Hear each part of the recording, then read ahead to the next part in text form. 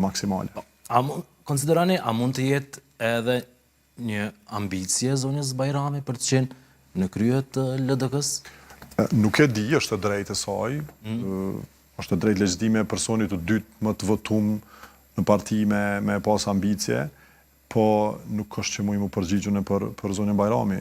Nëse veç është e drejtë shumë normale se cilit personat. Kjo që ndodhi gjatë këtyre ditëve të fundit në LDK, a rrezikon ndonjë ndarje, ndonjë fraksion në brenda këtij subjekti? Nuk ma merr mendja.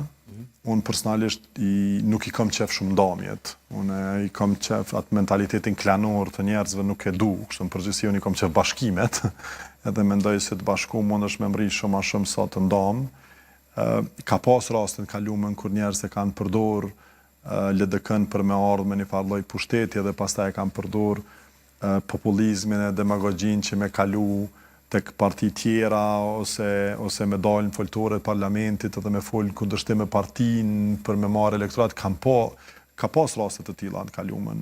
Nuk prej asaj që unë di, për fatkes nuk di shumë, shak të kohës, nuk kam pa diçka të tillë. Edhe shpresoj që nuk shoh diçka të tillë. A mund të ketë në fakt? Kuvendi mund të mbahet shumë shpejt, me që për të hënën është thirrur mbledhja e kryesisë, dhe a mund të ketë veprime siç ka ndodhur më parë viteve të kaluara? Patjetër që probabiliteti ekziston për gjëra të tilla. Unë nuk e kam pa një diçka të tillë, por edhe ajo është pjesë normale në vendin demokratik. Unë nuk i du ndamjet edhe mentalitetin klanor e thash, por gjithashtu e respektoj mendimin ndryshe të njerëzve. Duke parë këtë rezultat zgjedhor të LDK-s të viteve të fundit, a besoni ose a duhet që LDK-ja vazhdoj tutje me këtë përbërje të kryesisë, kryetarit, apo jo? Pyetje pak e rëndë për mu, LDK-ja nuk ka qenë pushtet që 10 vite, ishte në pushtet për një kohë shumë të shkurt gjatë kohës së pandemisë, ishte faza më e rëndë e gjithë botës, gjithë globit, jo vetëm Kosovë. Edhe në gjatë asaj periudhe nuk është se performoj keq, domethënë e bani një hap në te kalim të pandemisë më mirë se shumica e shteteve të rajonit, po i më thonë.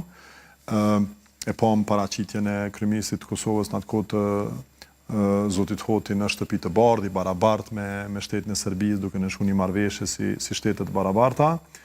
Edhe kur ka qenë në pushtet para 10 viteve ka pas një performancë të mirë, por gjithashtu e pranoj që kur LDK-ja është në opozit, nuk e ka ndoshta atë agresivitetin që pritet prej partive opozitare, edhe për këtë duhet me mësu edhe duhet me reflektu.